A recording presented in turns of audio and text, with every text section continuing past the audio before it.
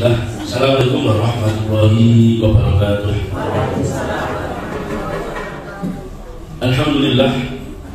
Alhamdulillah hamdan thayyiban mubarakan fih kama yuhibbu rabbuna wa yardaha. Asyhadu an la ilaha illallah wahdahu la syarika lahu wa asyhadu anna Muhammadan abduhu wa rasuluh.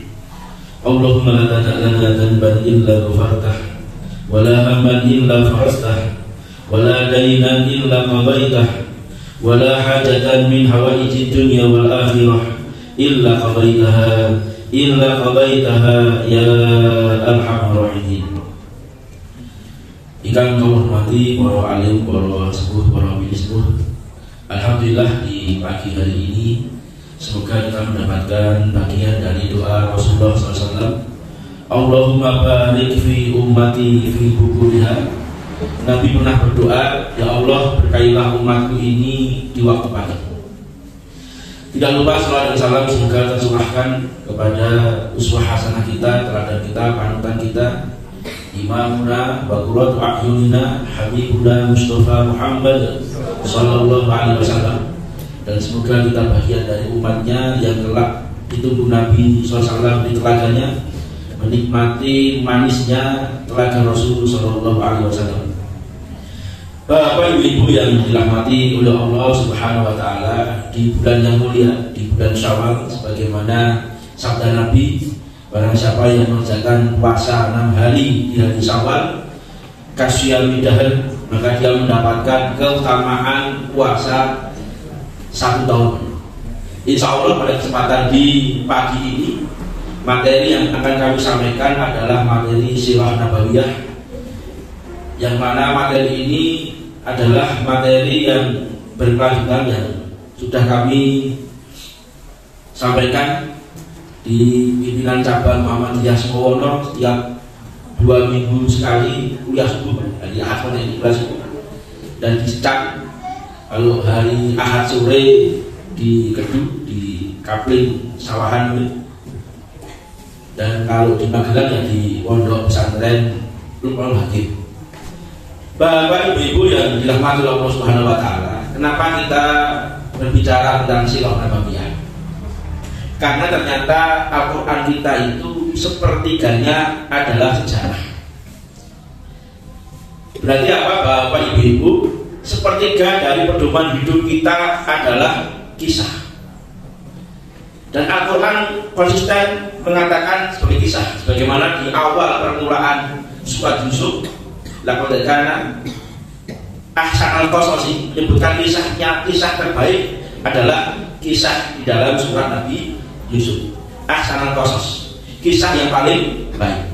Dan ditutup di dalam surat Yusuf ayat 111, laqad kana fi qasasihim ibratun liul albab, maka haditsan yuftara walakin tasdiqal baina yadayhi wa tafsila likulli syai' wa hudaw wa rahmatan liqaumi yu'minun.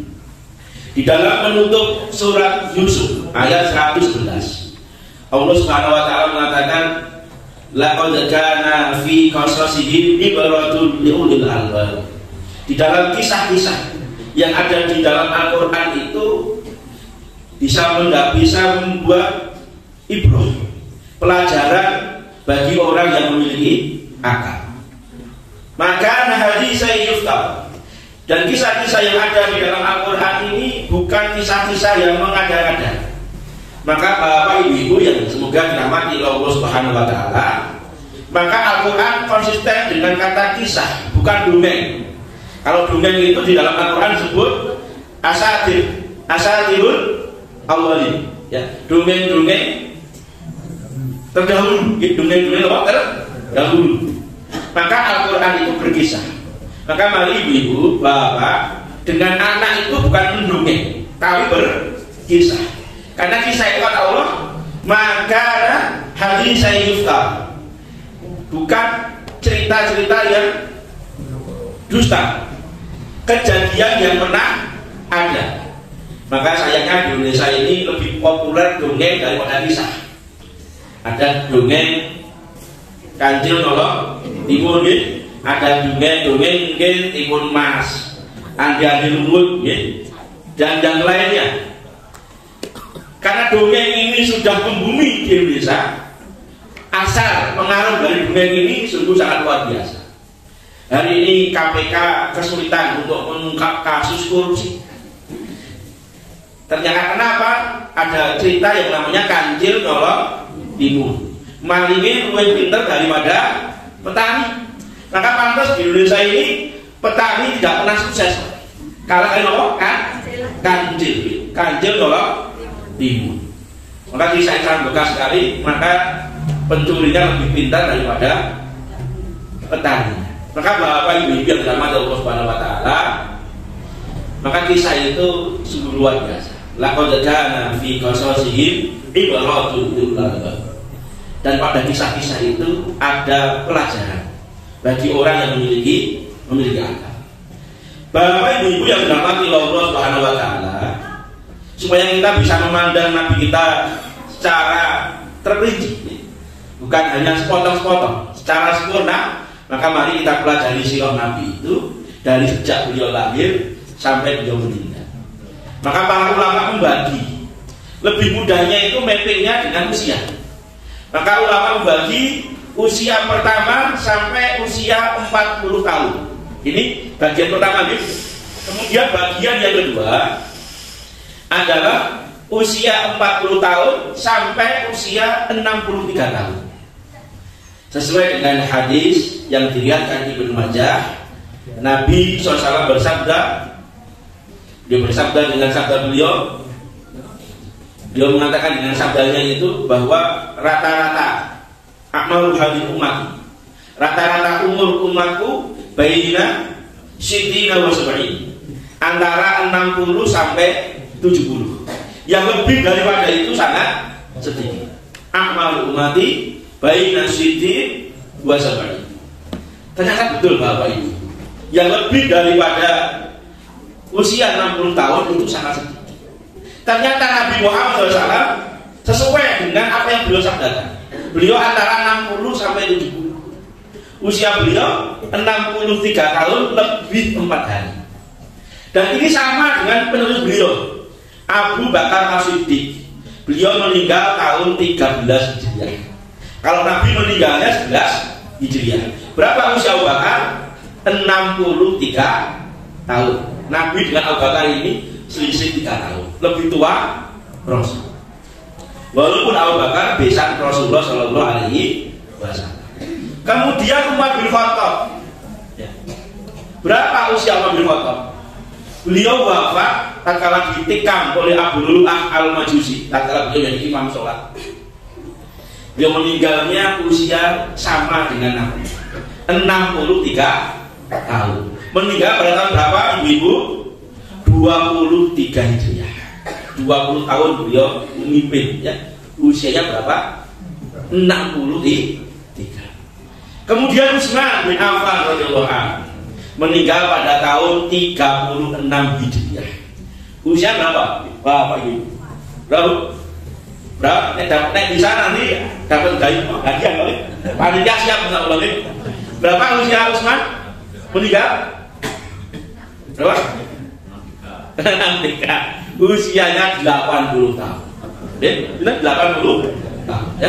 Meninggal kalau beliau terdolimi ya, dikepung rumahnya oleh orang-orang dolim ya.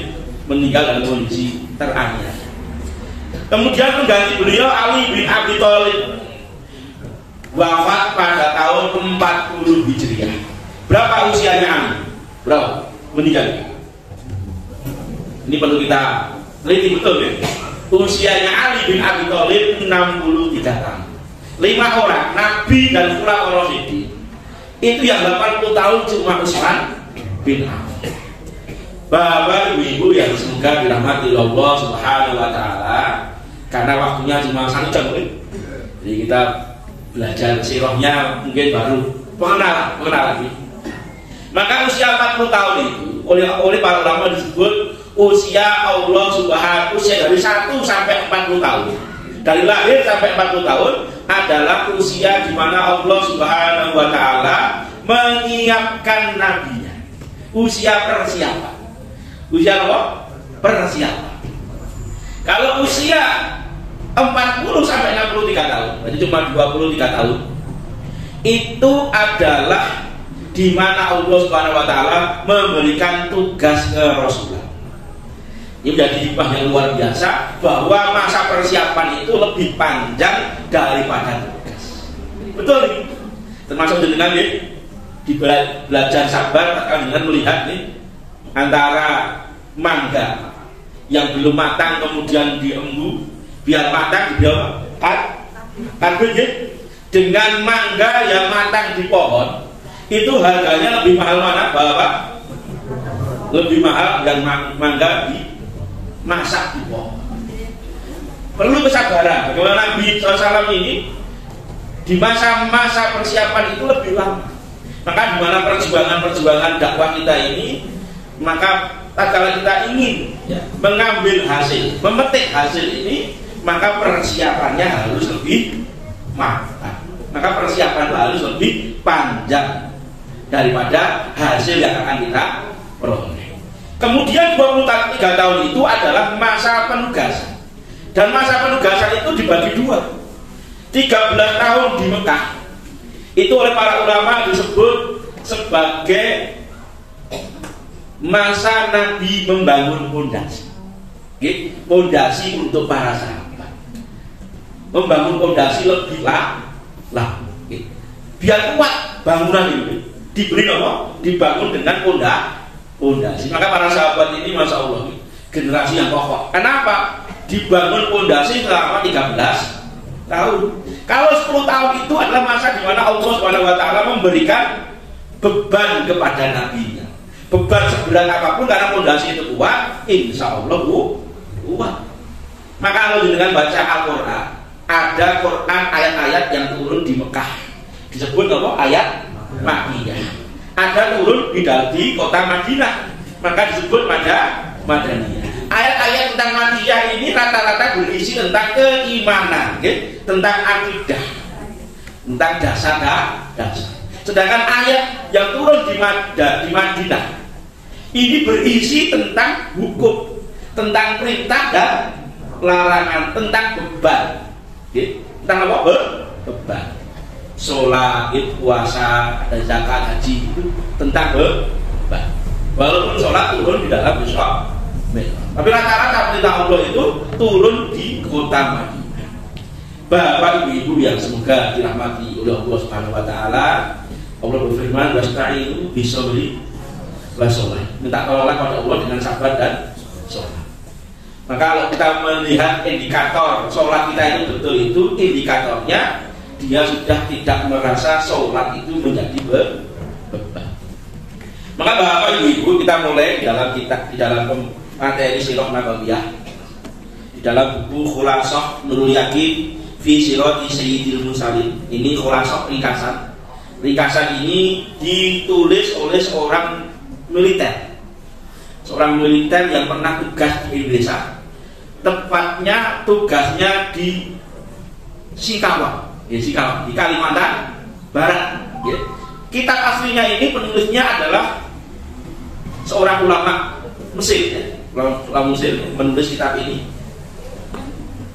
Ini kemudian penulisnya Khudori, ulama Mesir. Maka oleh seorang tentara dari Saudi yang tugas di Sarawak, Sambas dan Sarawak ini, namanya Umar Abdul Jabbar. Beliau meringkaskan, yang buku yang tebal itu diringkaskan Litalamidil Madarisil Ibtidaiyah di Indonesia. Beliau ringkaskan, beliau persembahkan untuk murid-murid madrasah Ibtidaiyah di Indonesia. Ini ada kajian. Ini buku ini bikin apa? Lari apa? SD gitu. Tapi kita bahas bedanya bahasa Arab di Umar bin Abdul Jabbar datang ke Indonesia sebelum merdeka, kemudian dia pulang ke negerinya dan meninggal di sana. Kita mulai min hayati Rasulullah SAW Sayyiduna Muhammad, kehidupan Rasulullah, ya, kehidupan beliau. Wa Rasulullah ilan nasi kafah wa fil anbiya wa imam rasul. Ya Rasul yang diutus oleh Allah Subhanahu wa taala kepada seluruh manusia, dan beliau adalah penutup para nabi. Kalau ada yang mengatakan sebagaimana pemahaman Ahmadiyah mengakui Mirza Ghulam Ahmad sebagai nabi setelah Nabi Muhammad dengan mengatakan ayat yang berbunyi khataman nabiyyin itu diartikan Jibril. Padahal khataman nabiyyin itu artinya penutup para nabi. Tidak ada nabi setelah Nabi Muhammad sallallahu alaihi wasallam. Wa imamur rasul, beliau imamnya Rasul. Ja'a bidinul Islam alladzi la yuqbalullahu yaumal qiyamati dinan ghairuh. Beliau datang dengan membawa agama Islam. Alladzi la yaqbalullahu yaumal qiyamati dinan ghairuh. Dan Allah tidak menerima di hari kiamat agama selain agama Islam. Dalam surat Al-Imran, wa may yattabi ghayra islam madina fala yuqbalu minha wa huwa fil akhirati minal khasirin. Saya bertanya kepada Bapak, agama Nabi sebelum agama Islam apa? Ada yang tahu? Apa agama Nabi? Apa? Ada yang tahu? Agama Rasul sebelum datang Islam. Beliau mengikut apa? Islam. Ternyata Islam. Beliau itu adalah pengikut Hanafiyun, pengikut bapak beliau yaitu Ibrahim. Jadi Rasulullah SAW ini sebagaimana Waraqah bin Nawfal, sebagaimana Zaid, sebagaimana Sa'id bin Zaid, segelintir penduduk Arab yang masih memegangi agama Ibrahim. Sebagaimana doa Nabi SAW kala pagi hari, zikir pagi, apa zikirnya? Asbahna ala fitril Islam wa kalimatul ikhlas wa ala dina nabina Ibrahim hanifah wa ma kana minal muslimin. Wa ma kana minal musyrikin. Sesuai dengan doa Rasul sallallahu alaihi wasallam. Maka beliau adalah pengikut agama nenek moyangnya, yaitu agama Ibrahim alaihi salam. Ikhwatal iman wa ikhwatal Islam yang semoga dirahmati Allah Subhanahu wa taala, wa huwa min nasli sa'adatul Quraisy asrafi kabilati fi Makkahal Mukarramati, dan beliau ini nasabnya dari nasab yang paling mulia di kalangan Quraisy. Karena Quraisy ini adalah kabilah yang mulia di Makkah. Maka Quraisy itu ada 3, Ibu perlu diingat. Jadi ada 3 kabilah Quraisy yang sejajar. Ini saya ingin membahas. Ada 3 kabilah Quraisy yang kabilahnya ini adalah tinggi. 1 Bani Hashim, yaitu beliau, ya, Bani Hashim. Yang kedua Bani Makhzum. Bani apa? Makhzum. Saya tanya, siapa orang-orang Arab yang lahir di kabilah Bani Makhzum? Kalian tahu? Salah satunya adalah Amr bin Hisham, yaitu Abu Jahal. Abu Jahal itu dari Bani Hashim, di Bani Makhzum. Begitu pula tokoh Quraisy yang paling tinggi, Walid bin Mughirah, pamannya Abu Jahal, juga dari Bani Makhzum. Walid bin Mughirah ini adalah bapak dari Khalid bin Walid Bani Makhzum. Terus saya bertanya, kenapa Abu Jahal itu dikatakan paman Nabi? Padahal bukan dari Bani Hashim. Dia tahu kenapa?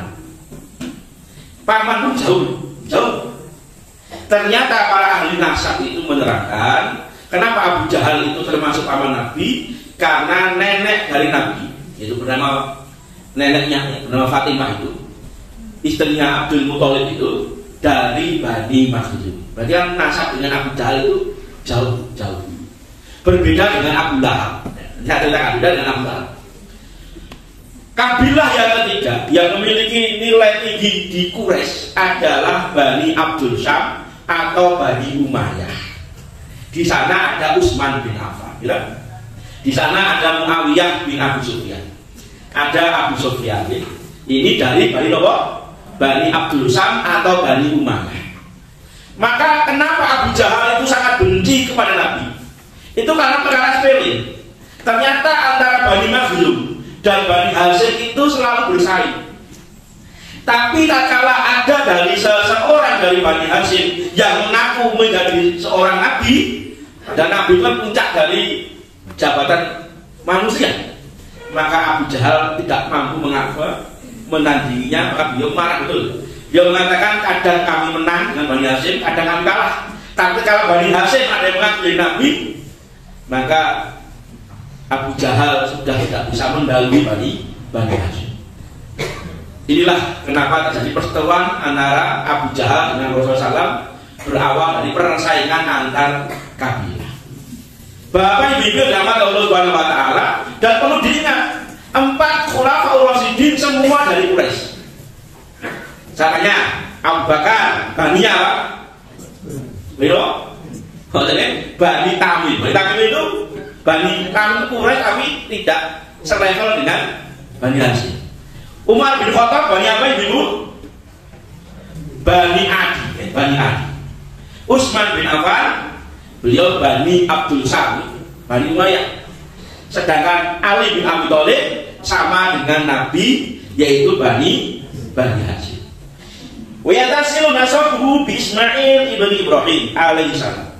Dan nasab Nabi ini tersambung dengan Ismail bin Ibrahim alaihissalam. Nasabuhu wa wafalu walidihi. Maka ini di pelajaran mahal bahwa kalau jenengan ingin melihat potensi anak, potensi seorang, dilihat dari 2 hal. Pertama dilihat dari nasab dan hasab. Nasab adalah hasab. Betul. Nasab itu garis keturunan. Sedangkan hasab itu adalah karya besar keluarga. Contohnya, saya punya bapak, punya Pak D, punya mbah, rata-rata pedagang. Berarti apa? Mengalir dalam darah saya karya besar keluarga saya adalah dagang. Maka kalau saya diolah menjadi seorang pedagang lebih gampang. Begitu pula kalau keluarga itu bapaknya dermawan, ibunya dermawan, mbahnya dermawan, mbah nenek moyangnya dermawan, maka karya besar dalam keluarganya adalah kedermawanan. Atau keluarganya rata-rata pemimpin, maka anak ini mudah dijadikan seorang pemimpin. Maka PR para jamaah yang hadir di sini dicari keluarga saya itu karya besarnya apa. Ini nanti yang menumpuk diri kita dan anak-anak kita. Yang kedua nasab, betul nasab. Maka kala Hercules adalah Kaisar Romawi, penguasa Romawi Timur, ibu kotanya di Konstantin yang sekarang berada di Istanbul. Tatkala Abu Sufyan itu bermain ke Konstantin, bertemu dengan Hercules di Sam, ya. Bertemu di Sam itu, karena Sam itu masih menjadi negara Imperium Romawi, bagian dari Romawi. Maka tatkala Abu Sufyan bercerita tentang orang yang mengaku nabi di kalangan bangsa Arab, maka Hercules langsung bertanya, apakah dia termasuk orang yang memiliki nasab yang tertinggi di kaumnya? Maka Abu Sufyan mengatakan iya. Maka Hercules mengatakan, tidaklah seorang diutus menjadi seorang nabi dan rasul kecuali orang yang memiliki nasab tertinggi di kaumnya, yaitu Rasulullah Shallallahu Alaihi Wasallam. Nah, ini kan mencari hasab. Hasab apa? Karya besar keluarga. Nek nasab dengan pengkangen lagi. Indonesia itu banyak kalian yang Arab. Yang Arab itu masuk Allah menulis nasabnya dari berapa mbah. Tanya mbah yang kelima sakit. Jadi kan tanya mbah yang keempat, boten apa? Sakit ya.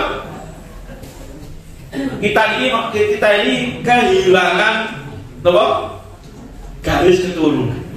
Kalau orang-orang habaib itu di Indonesia ada yayasan namanya Rabithah Al-Alawiyah yang menulis nasab-nasab orang yang masih punya darah keturunan Nabi yang bisa dipertanggungjawabkan. Nah kita kan harus jelas kita ini keturunan Erlangga atau Darmawulan, yang buruk atau keturunan Ken Arok itu boleh cetok karena kita tidak terbiasa menulis nasab. Maka Aisyah radhiyallahu anha termasuk wanita yang ahli nasab, ahli mengetahui nasab seseorang, karena Aisyah belajar kepada bapaknya yaitu Abu Bakar ahli nasab. Bapak ibu yang dirahmati Allah Subhanahu wa taala, waliduhu Abdullah bin Abdul Muthalib.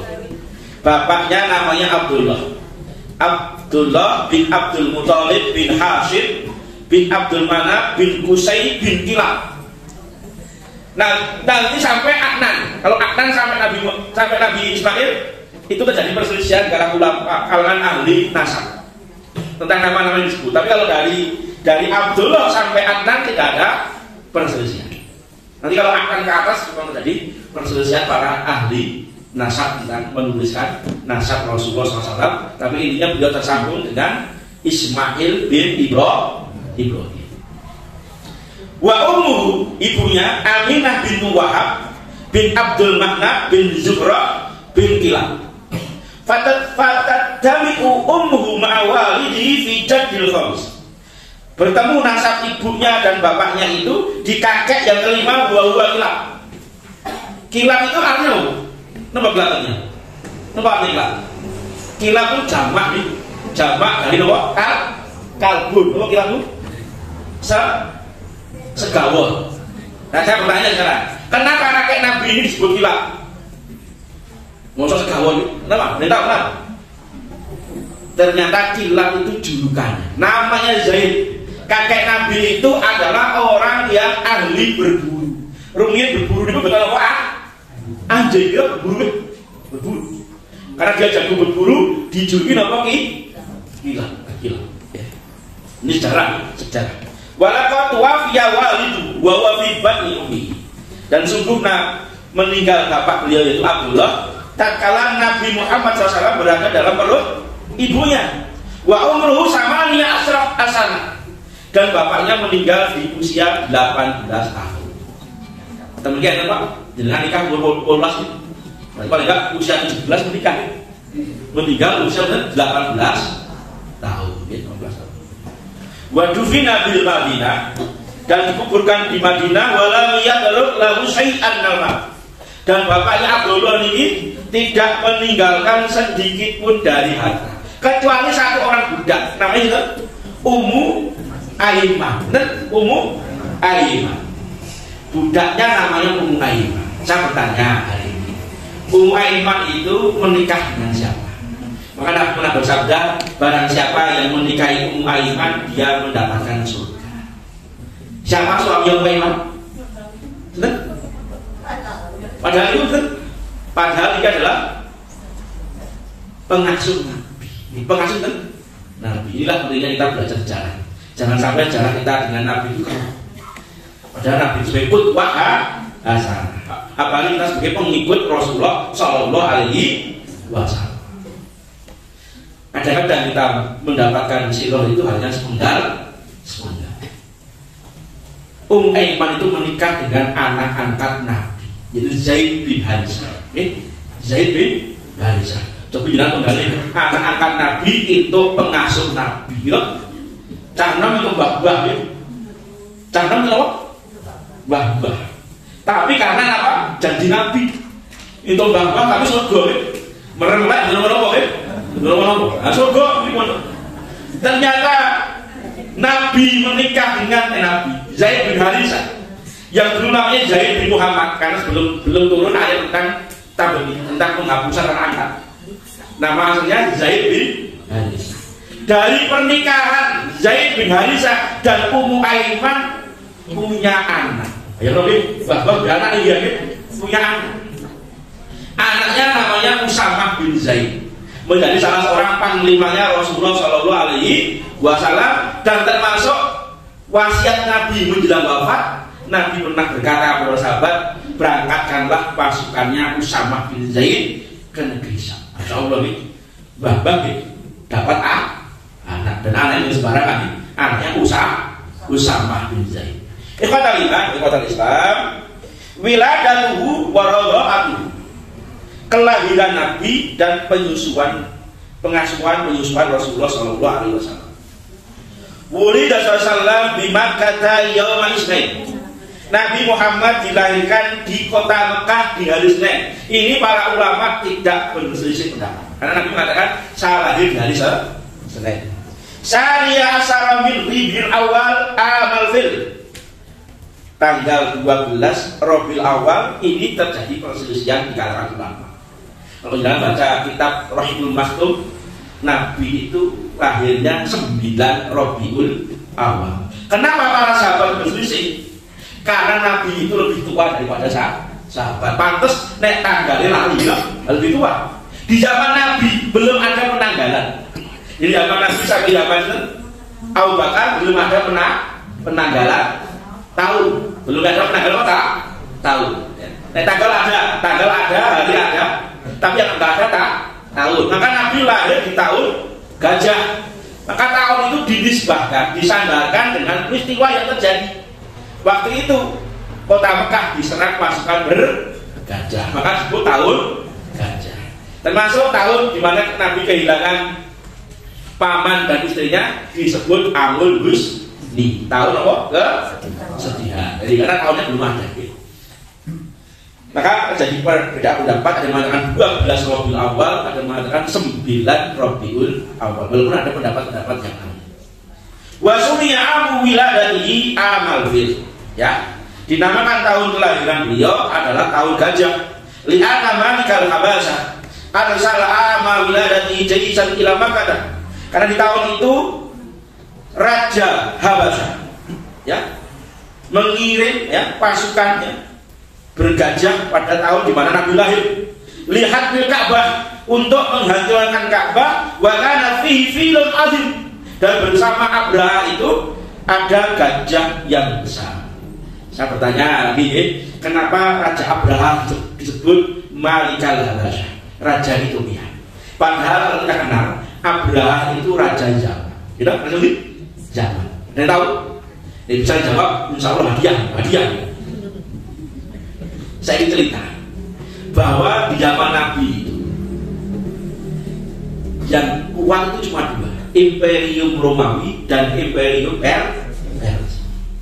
Romawi itu menguasai Syam, menguasai Ethiopia, Afrika Utara itu, kekuasaan Romawi itu, dan mereka merebut zaman dari Persia. Maka penguasa Romawi, Raja Romawi, Kaisar Romawi, memerintahkan gubernur Ethiopia, Raja Ethiopia sebagai gubernur yang ada di Yaman. Maka Abraha itu dari Ethiopia hijrah di Yaman. Raja Yaman. Dia hijrah di Yaman. Maka perlu diingat Bapak Ibu bahwa Arab Saudi, Jazirah Arab itu negeri yang tidak pernah dijajah. Tidak pernah apa? Dijajah. Syam dijajah, Yaman dijajah, Afrika Utara dijajah. Sedangkan Arab tidak dijajah. Kenapa negeri Hijaz tidak dijajah? Kenapa itu? Karena Arab itu negeri yang gelap. Setunggal SDM lemah, sing nomor kali sumber daya alamnya boten wonten napa-napa. Masa jajah waktu sing jajah kosong. Ini negeri Arab itu negeri yang jeliya. Negeri yang gelap yang tidak dilirik oleh dua imperium. Di dalam surah Al-Jum'ah Allah berfirman, "Huwallazi ba'atsa fil ummiyina rasulan." Dan dialah Allah yang mengutus orang nabi kepada kaum yang ummi, yang buta huruf. Buta huruf itu apa? SDM yang paling rendah. Wis buta huruf, negrine miskin. Nah, pantes alam itu boten dilirik Persia, boten dilirik kali Romawi. Ternyata negeri yang paling gelap di dunia itu, ternyata Allah memberikan cahaya dengan turunnya Al-Qur'an. Ternyata negeri yang gelap, masyarakat yang bodoh itu ternyata yang menutup dua imperium ini di zaman umat. Persia takluk, Romawi takluk. Maka itu ikhwah yang dirahmati Allah Subhanahu wa taala, Allah angkat suatu kaum itu dengan Al-Qur'an. Dan Allah rendahkan suatu kaum juga dengan Al-Qur'an. Maka Bapak Ibu yang semoga dirahmati Allah Subhanahu wa taala, tugas kami itu berat dan dari waktu rusak yang luar biasa. Maka Ethiopia itu peradabannya lebih tinggi daripada peradaban Dia lebih tahu, lebih mengenal Tuhan, agama daripada orang-orang Arab. Kenapa Abraha ini pengen menghancurkan Ka'bah? Karena Abraha itu membangun gereja yang megah. Tapi bangsa Arab tidak ada yang datang. Bangsa Arab itu walaupun jahiliyah tiap tahun ziarah ke Ka'bah, membuat Abraha jengkel. Fa'ahlaqallahu Jaisa ikraman liwalidatihi Nabi SAW. Kemudian Allah hancurkan ya, pasukan bergajah itu bentuk memuliakan kelahiran Rasulullah SAW. Allah mengirim burung ababil. Ababil itu kan nama burung. Ababil bahasa Arab, artinya jamaatan, sekelompok burung. Ababil artinya jamaatan, sekelompok. Yang namanya Allah yang tahu nih. Burung murai atau burung kacar gitu, atau burung murai ya. Tapi yang tahu namanya adalah Allah Subhanahu wa taala. Wa alaihi thayran ababil. Toyr itu burung, ababil itu beruang. Oke, beruang. Ikhwatal iman, ikhwatal Islam yang semoga dirahmati Allah Subhanahu wa taala.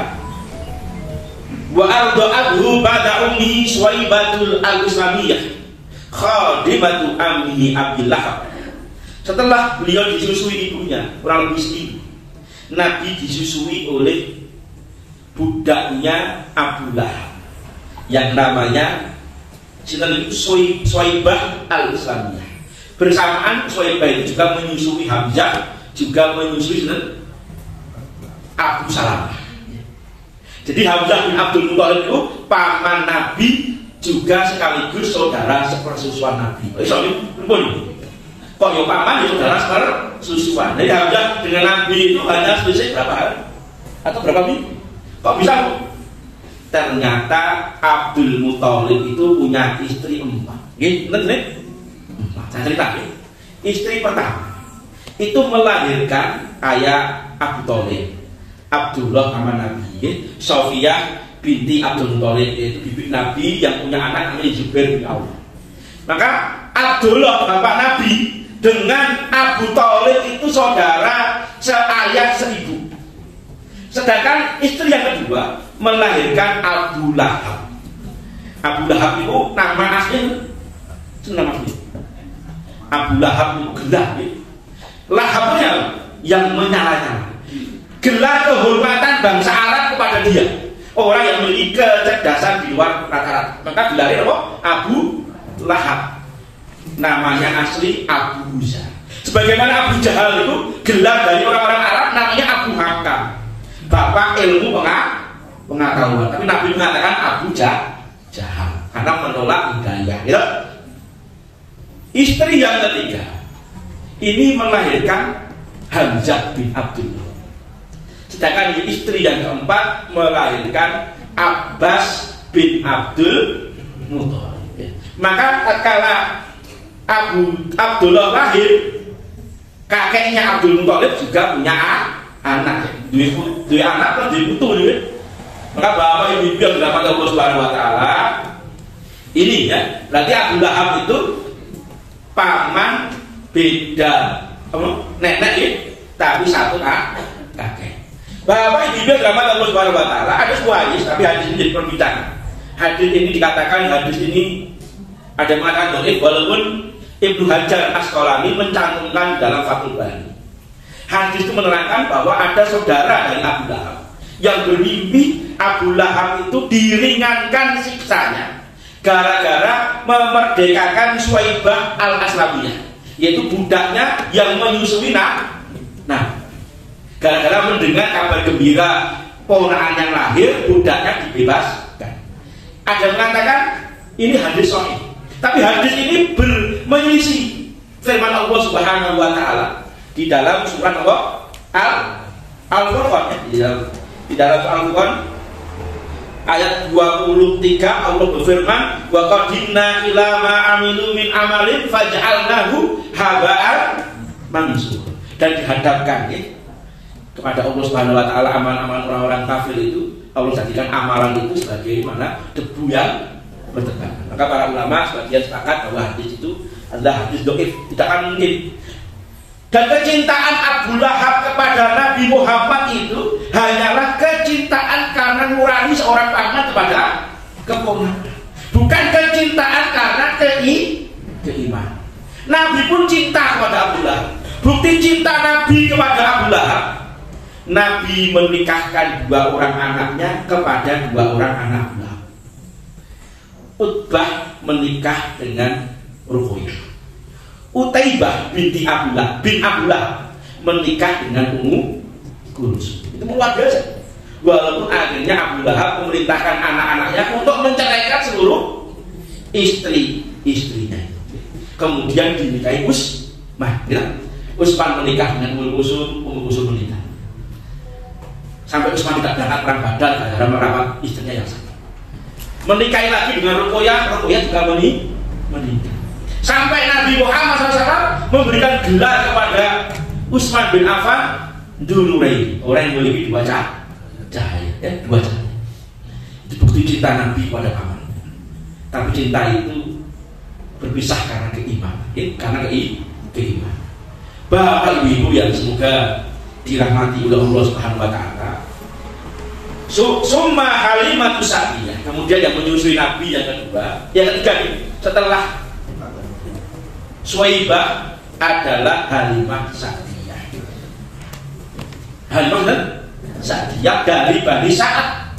Illa an balagha umruhu arba'a sanawat, sampai umur Nabi nanti 4 tahun. Ini sampai jam berapa? Jam 7 lebih 10 lagi, dimulai jam 6 lebih 10 lagi. Oke. Konsekuensi baca oke. Oke, di kelas 10 menit, 50 menit. Saya bertanya ibu, Bani Arab Badui, Bani Sa'ad dari kota Mekah itu jaraknya berapa? Jaraknya 170 kilo. Benar? 170. Nabi bayi merah, ibunya itu menyusui seminggu, kemudian dilanjutkan oleh Suwaibah, itu hanya berapa kan? Berarti bayi yang kurang 1 bulan itu dibawa naik onto 170 kilo. Nah, jangan tak kira itu. Dua itu kok gawa mantune nek Semarang gila iki. Bisa dunyane. Ya, nah itu demi Islam. Demi perjuangan. Saya bertanya, apa hikmah di balik Allah Subhanahu wa taala menyiapkan nabinya ditempatkan di tempat yang sangat terpencil? Ada sekitar 4 hikmah di mana Allah Subhanahu wa taala mengkarantina nabi. Ini masa di mana Allah mengkarantina nabi. Karantina nabi. 1, untuk menjaga kesehatan nabi. Di gunung kan naik turun sehatnya. Nah, hawanya sejuk, ya. Tempatnya juga nyaman, dan anaknya sekali gerak. Anak kita kurang sehat, gara-gara apa? Kakinya sehat, HP kurang gerak, gunung gerak. Tapi jangan menggali. Kenapa Allah minta nabinya sehat? Karena tugas nabi itu sembunyi. Tugasnya itu luar biasa, lebih panjang daripada umurnya. Coba jangan menggali. Nek nabi sering kok enam. Kapan dakwah? Ustaz Jami sering masuk angin. Kapan mangkat dakwah? Gitu. Salah satu hikmahnya Allah ingin menjaga kesehatan sampai Nabi wafat. Kondisi itu sehat. Coba jangan menggali. Nabi itu hijrah. Hijrah itu usia 53 tahun. Gitu? 53 tahun. 53 tahun itu naik unta saking Mekah menuju Madinah 500 kilo. Ya jangan perlu bayangin, benten naik bis ke Jakarta 500 kilo, bisa penak deh. Unta kadang pasir, tidak ada tempat untuk berteduh. Masya Allah nih. Umur 53 tahun. Perang Badar terjadi tahun 2 Hijriah. Jihad pertama Nabi itu usia Nabi 55 tahun. Saat ini 50 itu kan pensiun, kecuali belum pensiun. Nah orang asam urat ya, kolesterol, saya ketimun sudah mulai. Di rata-rata jihad Nabi itu setiap 4 bulan sekali. Kalau di rata-rata dari tahun 2 Hijriah sampai perang terakhir itu perang Tabuk 9 Hijriah. Perang terakhir diikuti Nabi itu perang Tabuk. Jarak antara Madinah dengan Tabuk itu 950 kilo. Usia Nabi 61 tahun, karena Nabi meninggal 11 Hijriah 63 tahun. Sudah siji kon mangkat menumpak unta 100 kilo. Prai kan? Mengambil 10 kilo mosok ya. Naik dari bawah ini ke atas pinggir kon itu. Ini masjid sama, masjid tempat saya di alam sana, masjid di atas. Maka Bapak Ibu yang dirahmati Allah Subhanahu wa taala, Nabi itu fisiknya luar biasa. Allah jaga di masa karantina itu fisik Nabi. Yang kedua, kenapa Nabi dikarantina di Bani Sa'idah yang jauh itu? Yang ketiga, untuk memperbaiki. Yang kedua adalah untuk memperbaiki bahasa. Karena Nabi diutus dengan bilisani kaumnya, dengan lisan kaumnya. Maka orang pemimpin itu wajib fasih dalam berbicara. Ya? Karena dia diutus untuk menyampaikan di risalah. Ini yang kedua. Jadi untuk memperbaiki bahasa. Yang ketiga, untuk supaya Nabi tidak tercampur adukan dengan akhlak-akhlak yang buruk, karena masyarakat kota itu akhlaknya, adabnya, apalagi maka jahiliyah ya. Maka ini untuk menanamkan akhlak yang baik kepada Rasulullah Shallallahu Alaihi Wasallam. Ada penanam. Yang keempat saya lupa, ada tiga besar tentang bagaimana Allah mengkarantina nabinya di kabilah Bani Sa'ad 170 kilo dari kota Mekah. Ikhwatal iman, ikhwatal Islam dan semoga dengan Allah Subhanahu wa taala, wafat ummihi wa hadanatuhu, wafatnya ibunya dan pengasuhan beliau. Tuwafiyat ummuhu sallallahu alaihi wasallam wa huwa fi sadisati min umri. Wa hiya raji'atun Madinah. Dan Nabi Muhammad SAW ibunya wafat ya di usia 6 tahun dari umur beliau. Tatkala pulang dari kota Madinah. Waqad dhahabat ilal Madinah li ziyarati qabri abihi wa ma'ajatuhu Abdul Muthalib. Dan ibunya ini berangkat ke Madinah dalam rangka berziarah ke kuburan suaminya. Nabi dikenalkan oleh bapaknya, oleh ibunya makam bapak. Dan itu juga menjadi sebuah isyarat Nabi bahwa Madinah nanti menjadi tempat hijrahnya Rasulullah Shallallahu Alaihi Wasallam. Bersama kakeknya Abdul Muthalib. Ini pendapat yang paling kuat. Wakilakan nama Ummu Aiman. Pendapat yang paling kuat itu ibunya bukan bersama kakeknya, tapi bersama pembantunya, yaitu Ummu Aiman. Waqad dufinat bil Aqwa wa hiya qaryatun baina Makkah wa Madinah. Dan ibunya dimakamkan di Aqwa, yaitu kampung antara Mekah dan letaknya antara Mekah dan Madinah. Fahadanathu Ummu Aiman, kemudian Nabi diasuh Ummu Aiman khadimatu abihi Abdillah, yaitu dulu bekas budak dari bapaknya yang bernama Abdullah. Ada satu hal yang paling mas bagi penutup kami. Di masa Nabi SAW ini diasuh oleh Halimah saja, ada peristiwa yang namanya Sabtu Sodom. Tatkala Nabi bermain-main dengan anak-anak teman-temannya sebaya, tahu-tahu Nabi diculik, kemudian Nabi dibelah dadanya. Ini dalam sejarah disebut Sabtu Sodom, pembelahan dada Nabi. Para ulama mengatakan pembelahan dada Nabi itu terjadi 2 kali. Pertama kalau masih anak-anak, yang kedua sebelum Nabi Isra, sebelum Mi'raj, sebelum Nabi naik ke langit. Kenapa dada Nabi dibelah? Ternyata Jibril mengambil bagian setan dari tubuh Nabi. Itu alaqah, segumpal darah yang diambil, dan Jibril mengatakan ini bagian setan. Ini bagian setan. Maka Nabi sudah tidak ada lagi unsur setaniyah yang ada dalam diri Nabi. Karena manusia itu ada 2 bisik. Pertama apa? Lamatu minal malak, walamatu minal syaitan. Bisikan dari malaikat dan bisikan dari setan. Maka kita itu masih ada. Ini juga pengen bicara, juga datang ke dokter bedah nih. Bung sayangnya dokter bedah ini dari diajari malaikat Jibril, malah salah bedah nih. Jadi perlu diperhatikan. Dan pembantu Nabi yang bernama Anas bin Malik mengatakan, saya pernah melihat bekas jahitan yang ada pada Rasulullah Shallallahu Alaihi Wasallam, dan bekas jahitan itu ada. Ini sebagai hikmah. Dan saat ini ahli bedah orang kadang-kadang tanpa bekas, malaikat saja dilihatkan sebagai bentuk ibrah bagi para sahabat. Mungkin ini yang kami sampaikan. Nanti kalau ada yang bertanya, kami kembalikan dulu pada wawancara. Mungkin kami tidak bisa sampai selesai, kali baru sampai wafatnya ibu. Jadi kalau mapping peta usia Nabi baru sampai usia 6 tahun. Insya Allah kapan-kapan rampung, jangan lebih. Kami kembalikan ke dalam wawancara. Assalamualaikum warahmatullahi wabarakatuh.